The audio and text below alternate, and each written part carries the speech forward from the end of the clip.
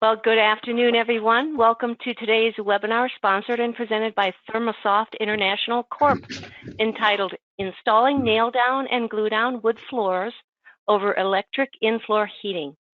My name is Sharon Schaller, the Member Engagement Manager here at NWFA, and I'm here to help moderate this webinar, making sure it goes smoothly. And now I'd like to introduce our presenters for today. First, we have Sergey Schlippentak. He has over 10 years experience in the floor heating industry while working at ThermoSoft. And in that time, he has planned, supported, and provided assistance to countless successful floor heating installations. His responsibilities include overseeing the technical support team and acts as the primary contact for the wood flooring industry. Sergey is active on the NWFA Radiant Heating Task Force and on the UL Safety Technical Panel. His #1 priority on any floor heating project is to match the desired floor with the right heating system, installation method, control, and end-user education to ensure the heated floor can be enjoyed for a lifetime. Also presenting is Ron Oliver. Ron has been in the flooring distribution and manufacturing world since 1983. He has specialized in hardwood flooring, laminate, vinyl plank, and bamboo for many of those years. He has trained and certified thousands of installers on behalf of hardwood flooring manufacturers. His responsibilities include assisting the technical support team and acts as a contact for the wood flooring industry. Ron is active on the NWFA Radiant Heating Task Force and has sat on other NWFA advisory committees, as well as having been a featured roundtable speaker at the NWFA Expo. And there you have it. So without further delay, let's get started. Sergey, Ron, take it away. All right. Well, hello, everyone. Hello, everybody, and thank you for joining us. We've got our agenda here, a little bit about the different things that we're going to talk about, including controlling the environment, some in-floor heat basics, and then we're going to get into the meat and potatoes of the presentation of the different systems and how to get them down properly. Okay, so controlling the environment. We're going to jump right into this. So the first thing that we want to talk about is a little bit about the way that heat is generated with a heating system, especially with a radiant heat versus a forced air heat. With a radiant heating system, heat does start up from the bottom, but there's a big difference between whether the system can be used as a primary source of heat or if it needs to be supplemental to the environment. A lot of people think that this is done just for comfort, or a lot of people are thinking that this can be used as a sole source of heat. There's some calculations that need to go into figuring out exactly what can be done. When an electric system is used, it measures the temperature of the floor. Unlike a lot of other types of systems, like a hydronic heating system for a radiant heating system, or particularly a forced air system, those systems measure the temperatures of the room. Now, you can control a room by adjusting the floor temperature, but a lot of times when you're heating up just the floor, if you want to protect the floor, you can't heat it up to an extreme level to bring the air temperature in line. So what you need to have is a forced air system to be your supplemental system to the flooring itself.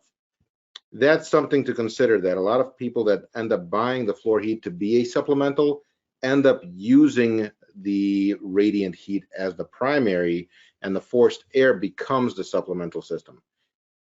Ideally, you have both systems installed, because the forced air system will also allow you to have a central control for humidification and dehumidification with the use of air conditioners, dehumidifiers, and humidifiers that are attached to the system. Ron, any comments on any of this before we go into a little bit more? No, that covers it pretty well. All right. So where are we going to go with that is vapor drive. Ron, I think this is more you. Okay, well, this is something that the NWFA put out a couple of years ago, and I think it's really useful because it kind of explains very, very well why there are differences in seasonal indoor air humidity content. We basically have a heating and cooling season, and what that means is, in the summer you have warmer, moisture air on the exterior of the structure, and that's moving towards the interior. And the air conditioning part of the HVAC, and for the most part, is pretty good at removing that excess humidity and temperature from the room. However, conversely, in the winter, the vapor drive is from the inside out. This becomes especially true with forced air heating. As it's blowing the heat against the wall, you now have heat and humidity wanting to migrate to the exterior. So what we see in the hardwood flooring world is, reaction from the wood flooring, where we want the floor wants to dry out and shrink. So, controlling that internal environmental control and the relative humidity can become an important factor in the performance of the wood floor. Anything to add, Serge? Nothing there. So where does that take us? A data logger is very important to help you have a check engine light, as we'd like to call it, for your flooring. We know that adding a radiant heating system creates another variable that needs to be accounted for in any type of an installation. By having a data logger, you have a check engine light on the floor that lets you know exactly when to either humidify, dehumidify, or notice that there's some other problems going on there. As well as it helps with trying to figure out exactly what happened should something go wrong. Ideally, if all the best practices and all the guidelines are followed, nothing will go wrong. What we want to show you now is a video that shows you just how easy it is to install these data loggers into a floor, especially with a heating system like this. So let's get that adjusted here. Okay, so in order to understand putting in a data logger into this in-floor heat system, it's electronic or electric heat. I actually have traced the actual data logger. It has to end up going between the heating elements. This happens to be a 3 1/4 inch floor. The width of this particular data logger is 2 inches in width.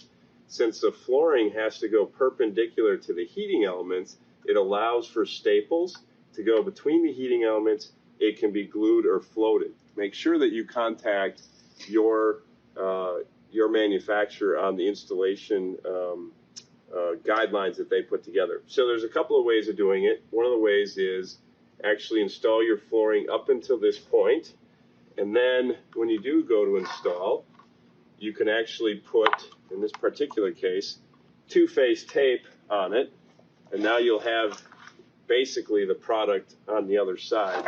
And let me see if I can't do a better job of putting this one in as well. So now, press down. Now keep in mind, you'll have your field already installed, and now that you have your fit box and where it's going to be installed, what we often suggest to do is we have you trace around the data logger and then pull that off, and now you have two pieces. What we often suggest too is to keep those boards together, because as you can imagine, the flooring doesn't have to look fancy on the back or as good as it does on the front, so it doesn't really matter what exactly it looks like, but you want to make sure that you can keep that together. Then this particular router that I'm using is more of a handheld router, very easy to use. And in this particular case, what I will likely do is I will likely take a few passes at it, because this is adjustable and I don't want to take all of the material out at once. So I will start, and then I will slowly get down to this 0.27 inches thickness of this data logger. You don't have to go any further than that.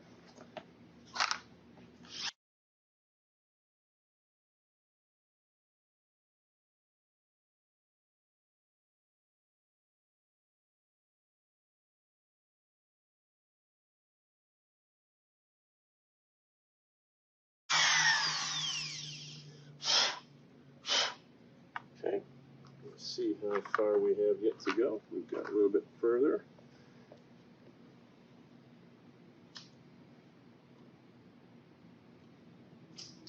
Sometimes what I like to do too is actually take the router bit to see how much further we have to go in order to get to the depth that we desire in order for this data logger to be placed inside the cavity that we're creating. Okay. Obviously, you're not going to do this right at your work site. Now you can understand that this this data logger will actually fit right in there. It is completely flush. If you want to take a speed square or even another piece of flooring and to make sure that it's underneath or it's embedded properly is the best. And this one is. So if everybody saw that, normally on a normal job site, you would not be doing this over the heating mat. This is just for demonstration purposes only to show where it fits. But something to consider, when you have that data logger installed, this is some of the information that you can see in it once you have those devices in the floor. As you can see in the leftmost side diagram, you've got the green area, yellow, red to show you what temperatures are being maintained throughout the life of the floor over the course of the life of the floor. And then you've got the snapshot of the existing time right there and then, showing you that the humidity is getting a little high. The temperature is great, but the humidity of the subfloor is a little high, as well as the humidity of the flooring of the itself is a little too high. And you can have more than one device attached to a single job site, or even a single installer in order to make sure that everything can speak back to it. Ron, what's your experience with these devices overall? Well, I like to call them, the homeowner training wheels as well, because what's going to happen is now the consumer has real-time information coming to their phone, explaining to them what's going on with the floor. And I know the retailer and the installer have explained this all to them, but this will facilitate a phone call and allow the floor covering professionals to advise the homeowner, hey, you're getting outside of your range. We've talked about this, and give them a reminder as to how that gets addressed. So I see this as being a bonus, not just for in-floor heating, but for the wood floor industry as a whole, because of the seasonal fluctuations you get and their impact on the wood floor. Especially with in-floor heating, it's a reason to contact your customer and see how they're doing, and if they turned the system on in time and started accounting for the humidification and dehumidification as the seasons change. With most of these data loggers, you can share the content or share the readings with an email outside of the registered one, meaning that you can actually say, hey, give us an update, show us how your floor's been behaving, and maybe we can give you some tips by reaching back out to the customer as the seasons change to avoid having a claim coming in. Or should you have a claim, before sending anybody out on site to even start evaluating everything, get the readings sent to you, submitted to you, so you can start looking at what could have happened in the environment before you even start investing in additional investigations. Now, a little bit about some in-floor heating basics. The NWFA released in their guidelines some operating standards that need to be considered for the both the installer and the end user of those heating systems. Number one, the temperatures tend to lie between 70 and 80 degrees. Most flooring manufacturers don't exceed 80 degrees. Some do, however, that's up to the manufacturer, as the guidelines is set to 80. There's a couple of things that are put in there for the system operation, like 20 BTU per square foot per hour, and that's typically a measurement that's used with hydronic systems. On the flip side of that, you have the equivalent to that, which is 6 watts per square foot per hour on the electric side. And most systems do require a supplemental humidity control system, whether it be standalone humidifiers, dehumidifiers, or ones that are built in for the entire the entire dwelling attached to the central air system. A few other things is, how do you ramp up or turn down the heating system? Well, ideally, an in-floor heating system is used to maintain the heat that's already in the space. So as you're going through your seasons change, your floors are already at that warm temperature, and you turn on the heating system to keep it at that level temperature as the outside conditions cool down. At that point, there is no ramp up or ramp down situation. It's just a maintenance as you flow into the newer seasons. But given that some of the systems don't control the floor temperature directly, especially ones that are not floor heating, you do have to adjust for that accordingly. Other than that, the subfloor should never exceed 80 degrees, and some calculations for you at the bottom to understand what those watts and BTUs tend to equal depending on whether you're using an electric or a hydronic system. As you can see based on these diagrams, the fundamental difference between the systems is there isn't one. It's the power source. You have the electricity coming in, or you have the hot water coming in, and that's controlled to where it goes. The difference between the two systems is where that power and how that power or that energy gets to that floor. With an electric system, the wires that are in the walls are cold, meaning that there's no concentration of heat like you might have with a hydronic system. The other part of it is the concentration of heat overall. As you can see on a diagram that you have on the left side, the myth that the electric systems tend to get hotter than hydronic is just that, it's a myth. The yellow wire is a diagram that shows you how many heating elements there are in the system that, and we're going to say that this is the type 9 system in the guideline. I can't speak for all the systems, but type 9 particularly, for a hydronic system that has 12 inches on center spacing, the electric system has 4 times as much heating element, running that much cooler to generate the same amount of heat. Now, Ron, any comments that you want to point out on these systems? Yeah, I'd like to address a little bit what you were talking about, the differences between electric and hydronic. And our industry has been plagued by a myth that, electric in-floor heating is not well controlled and is hotter than hydronic. And conversely, with some of these electric systems, the reverse is absolutely the case. When you're working with an electric system where the floor temperature is kept in mind versus operating temperatures from a hydronic system that are much, much hotter, and that's being used to drive the temperature of the air. In this particular example, that electric in-floor heating system can actually be far safer for maintaining proper operating temperatures of that wood floor. So again, we have to dispel the myth a little bit. Some electric systems do run at much higher wattages than the NWFA recommends. So operating within those systems, again, a lot of folks, including myself, over the last couple of years have had to take a deeper look at electric and do a little bit more of a fair comparison. If you've seen some of our previous webinars, we've gone into a lot of the differences of all the different systems that are out there, and we've gone into details about all of the systems that are available. The main thing with that is the NWFA has now acknowledged 20 different total systems, 10 variations of hydronic, and 10 different electric systems that are now in the NWFA guidelines as accepted by the industry. They break down into really, both types of systems break down into really 3 core type of criteria. Either systems that are embedded in some sort of a cement, systems that are under or between the floor joists, stapled up to the bottom of that, or systems that are in direct contact or right underneath the wood floor covering as installed.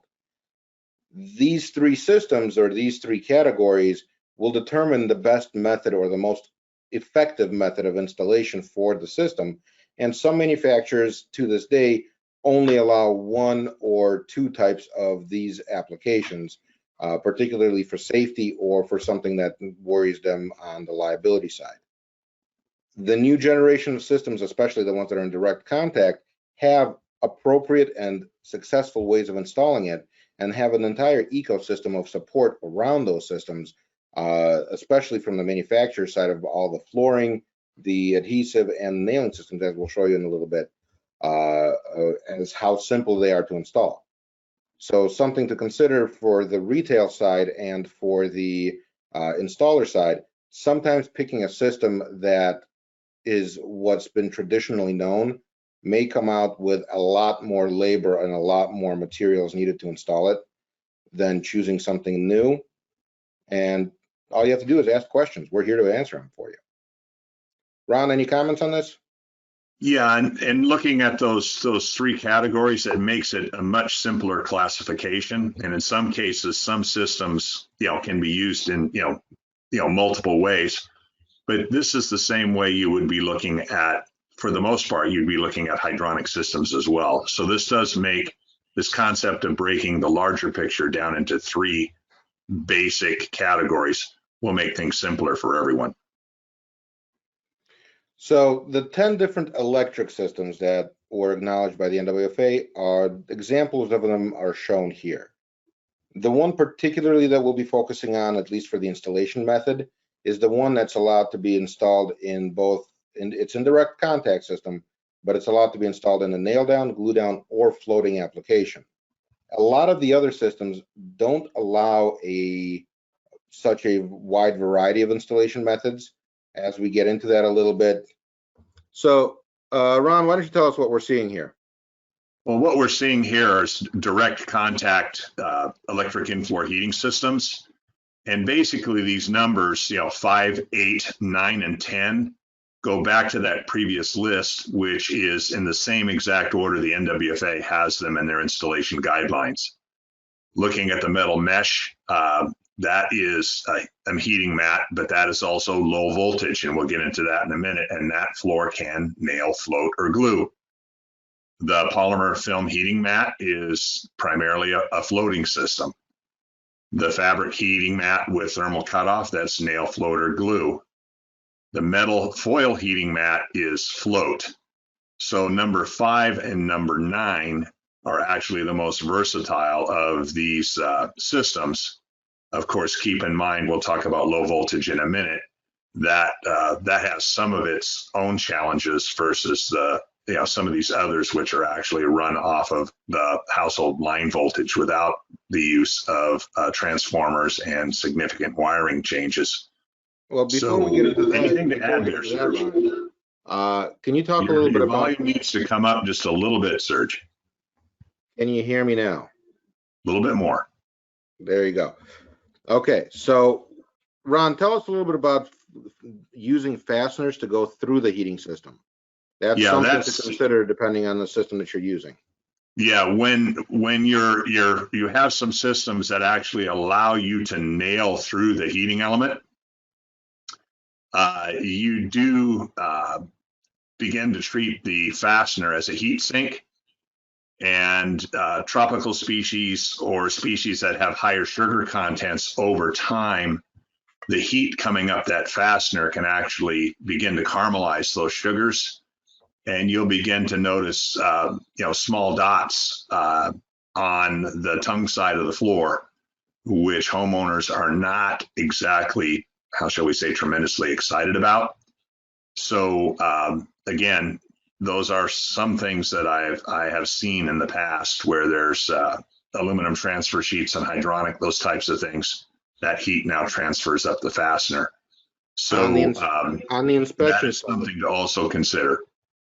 So what that means for the inspection side, if you have an even pattern of dots that look like they're part of the nailing schedule, run your rare earth magnets over those dots. And if you happen to have a fastener and there is a heating system there, and it just so happens to be that's a discolored point, this is typically the cause for it. So before having to pull up any flooring to try and figure out what the issue is. Another couple of things to consider with the floating systems, particularly where is that underlayment pad supposed to be installed? If there's a pad that's supposed to be installed above the heating system, you want to make sure that those pads don't have a high R value. You want to talk to those pad manufacturers particularly to ensure that the heat can transfer through those pads.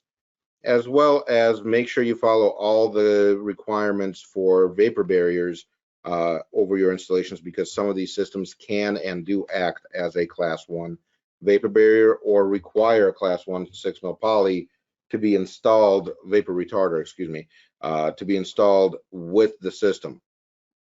So without further ado, talking a little bit about the different systems or a little bit more focus, the NWFA has done a great job of having these diagrams and these pictures available through the guidelines.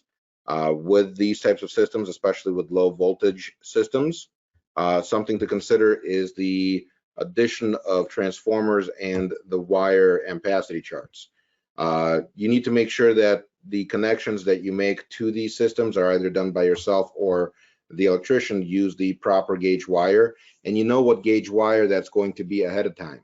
The slower the voltage that the system is going to be running, the thicker the gauge is going to be needed for a larger square footage of space or more different circuits that are going to be there. You also typically need to consider that the heating system needs to be evenly spaced and run from start to finish at the same time with most of these low voltage systems, unless they're designed to be wired through each other. And you can see those by talking to the manufacturer of the heating systems.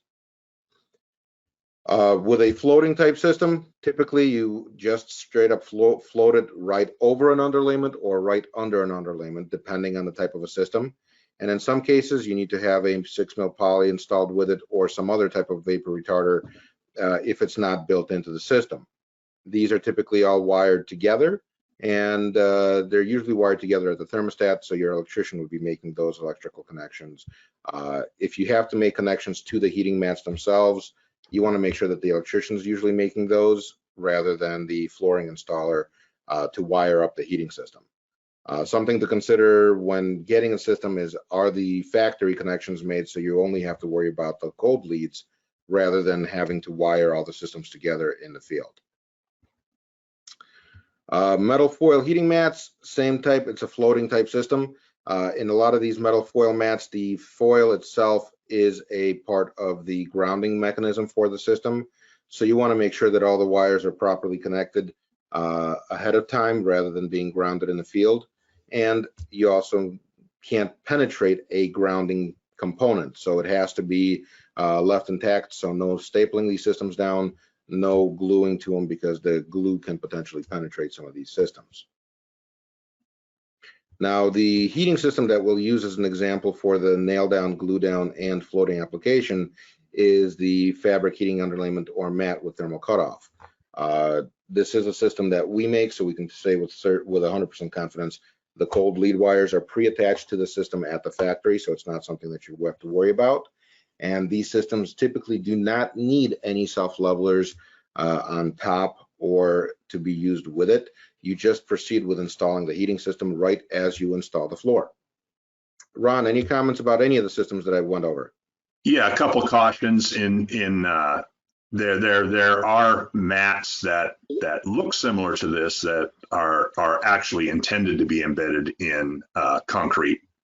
But the other thing to keep in mind as well is some of these systems actually function as a Class 1 vapor barrier, which can be problematic over a crawl space or an unfinished basement. The issues with dry rot and some of those types of things in those scenarios are something you need to look out for. They can protect the floor in many cases from moisture coming from below, but the structure is being damaged by that process. So there really is no way to come up with a quick fix to compensate for issues in the crawl space in the basement. Those need to be corrected. So the NWFA does have some specific things to say about those types of applications.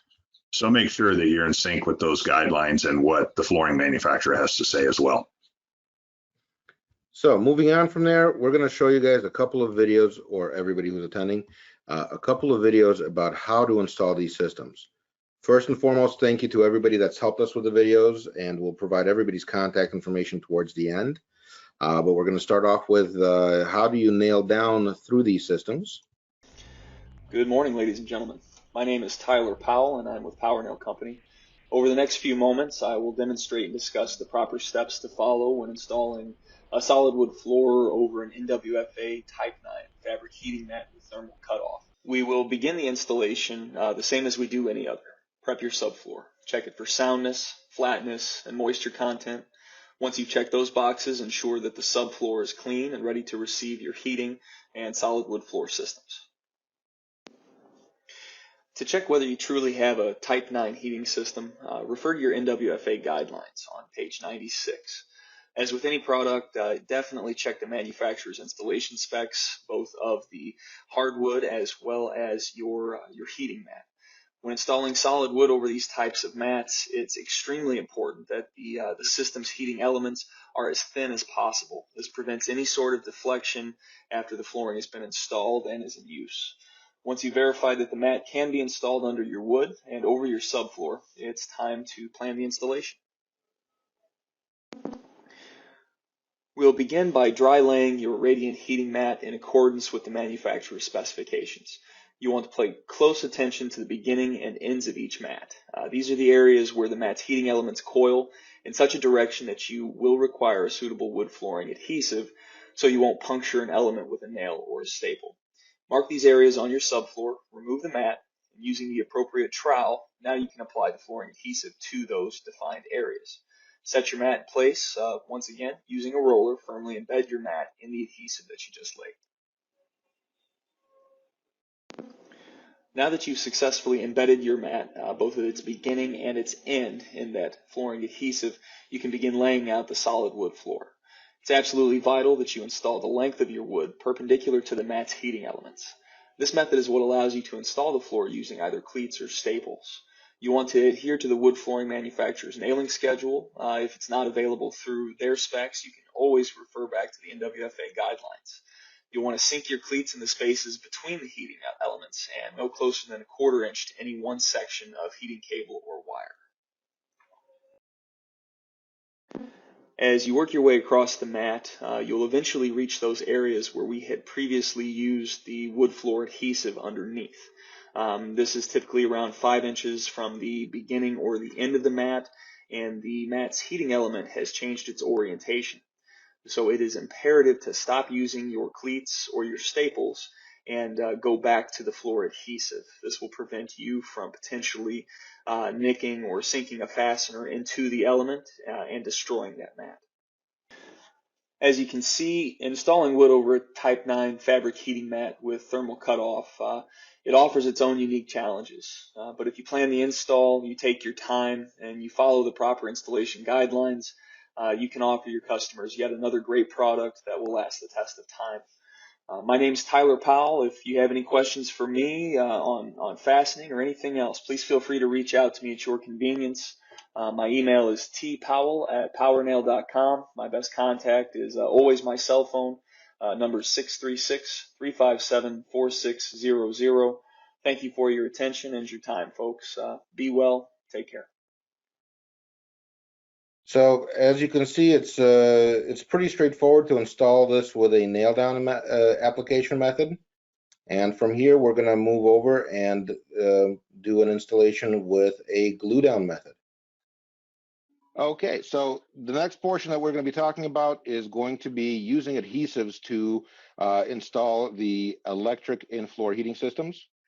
For this part, we asked Wayne from Bona to come join us and help us out, speak to what is known to Bona as best practices, and set everybody that's attending here up for success and everybody that listens to this webinar. Wayne, thank you very much for joining us here. Happy to be on, Sergey. Appreciate you having me. So Wayne, a little bit about yourself. So what do you know? What do you do with adhesives? All right, so I'm the National Sales Manager for Bona Adhesives. I was a hardwood floor contractor for about 30 years or so, and appreciate you having me, as well as the NWFA with these webinars. I follow them, and it's a good service that they do. Okay. So Wayne, we sent you a few different systems out there that the NWFA now has acknowledged. There are some systems that are metal, that are foil, that are plastic, that are fabric. Adhesives are finicky in the sense of, as you've put it before, you're only as good as what you glue to and so on. what would you say that the installer needs to consider when choosing a system to work with a particular adhesive, or vice versa, an adhesive with a system? Correct. You want to make sure it's compatible with the adhesive you're going to use. If you're not sure, reach out to the manufacturer. I mean, probably like us, they test all these products all the time. So any questions, it's good practice just to reach out. Okay, so the system that I know that you've been doing some testing, so we can do for a demonstration, we'll show a little video here, is the fabric heating underlayment, or mat. In this case, it was the mat format with the thermal cutoff. It's the number 9 in the radiant heat section of the NWFA guideline. Since we're talking about that particular system, that system's approved for glue down, nail down, or nail assist applications. Right. So with you, what would you say was important with a adhesive selection for that particular system from what you saw? Yeah, I mean, as you know, we tested it. If you saw the video I sent you, you can tell. I mean, and we'll play that video very shortly here. The grab is tenacious. So it's just, you know, like any system, any glue down, make sure you're using a proper notch trowel. In this particular system, you can use a smaller notch trowel underneath of the mat. And on top of that, we go to a larger size trowel. But what I liked about it is, and you mentioned this, and we on our testing that you can see the adhesive seep through a little bit. And then so you got the adhesive underneath, the adhesive going through it, the adhesive on top of it, and it's like one monolithic unit. And very strong, really nice system. So on top, what, you know, every 3 inches there's the wires, but they're very small and tiny. What I tell guys, just go to the next size trowel up. It makes a nice platform to lay the flooring on top of, and does a real nice job for setting up the install. Perfect. Anything that we need to speak to on the subfloor selection with that? No. Or checking on the subfloor. Yeah. So yeah, just you know, we talk about industry best practices. The NWFA preaches best practices all the time. Follow the NWFA guidelines, and in general, with any subfloor, with any system, you want to be sound, you want to be flat, and no contaminants and that kind of stuff. And other than that, you're good to go. And this is acceptable for your testing over both wood and concrete subfloors? Wood and concrete subfloors, just fine. Yeah. Okay. Yeah. If somebody wanted to do a glue assist, since that's been a very popular thing now, that the NWFA pretty much added a whole section to it for it in the new guidelines. If you haven't seen it yet, seriously, go look at the new guidelines. They've grown immensely and they added so much more depth to them. So, but how can we set the installers up for success with a glue nail assist? And I echo that. Hats off to anybody that was involved with the new guidelines, because they are absolutely sensational. For nail glue assist, we're seeing more and more guys going to what I call nail glue assist. For some people, that means a full trowel and nailing. For some people, that means you're using, for instance, the sausages. And what I like about this mat is that you can see exactly where to put the nails, right? I mean, it becomes very obvious. It's a long way. You know, this industry, we've gone to wider and wider plank. The wider the plank, the less fasteners per square foot. And it's a long way across that plank to just rely on the staples or cleats on the tongue side and the engagement of the tongue groove on the other side. So nail glue assist is becoming more and more popular. We know there's been a spike in complaints on noisy, popping, squeaking floors. So this system plays very well to that. Use the sausages. You can see exactly where you don't want to put the nails. Super easy system. Some guys will do the serpentine pattern underneath the floor. Some guys will, every 6 inches or so, they'll do a perpendicular line across the floor. But stay on your same nailing schedule and you're good to go. Okay. How do you check to make sure that you have the right amount of adhesive in general? Oh, and honestly, Sergey, no different than any other install, right? After you get a few boards down, just with the trowel that you think you're going to use, just pull up a board and check and make sure you're getting the coverage that you want. And when you're using a heating system like this, make sure the board spans a couple of a full motion of a hand for your test board. Don't do a 3-inch board that goes right between the two of the heating elements. Correct. Do it like it would be a regular board you would use on the install. Correct. So, any other things that you would recommend with choosing an adhesive or making sure that the system and installation is successful when doing an overheating system installation? No, actually, we didn't. To do this test for us, we changed very little. I mean, your system that we recommend is going to be the same system you do with this. Like I said, on the bottom side, you don't have to go to a very large notch trowel. You go to a smaller notch trowel. I go to a little bit bigger trowel on the top layer, but be aware that, you know, what I like about this is that you're not having to wait overnight for the mat to dry. In fact, you don't want that. You just you can trowel out the adhesive on the substrate, put the mat on top, and immediately go to work and trowel on top of that and install your floor. So you're not having to wait for that overnight for the adhesive to dry. Thank you, sir. Yep. All right. If people want to get a hold of you, if they're having some questions, they're out on the job site. If you're out on the job site and you're trying to get a hold of people, you may be calling a little too late, but that's one thing to consider. But there are support ways of getting a hold of you to make sure all your T's are crossed and your I's are dotted. How do they get a hold of you? I'm happy to take any of those calls or emails. Again, it's Wayne Highlander at bona.com. So it's Wayne.Highlander. That's WAYNE.HIGHLANDER at bona.com. Here's what I absolutely love about this system. This is a double glue down, but I'm not having to wait. I troweled it out with a thin trowel. Set the product in place.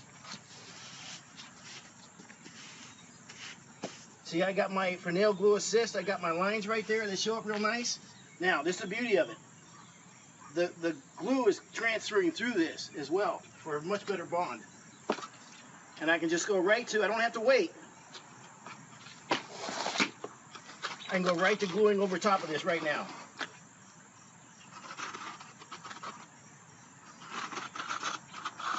And I can feel the glue coming up already. So it's a really nice system, quick and easy, bonds really nice, works fantastic. Okay, here's what I really like about this system, especially with a nail glue assist. Look how easy it is to see where your lines are. And if we look at this right here, it's very easy to see so you don't put a nail in the wrong spot. Works fantastic for nail glue assist. So, this has been about 12 hours later now, and there's flat out no getting this mat off the slab once it's glued down like that. And I've been already beating on this, trying to see how hard this.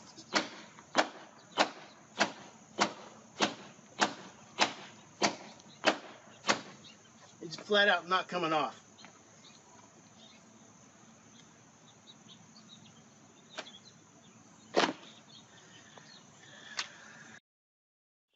Well, we're going to be wrapping this up pretty much. This one slide pretty much shows you everything that you need to consider when you're pairing systems as well as flooring along the board.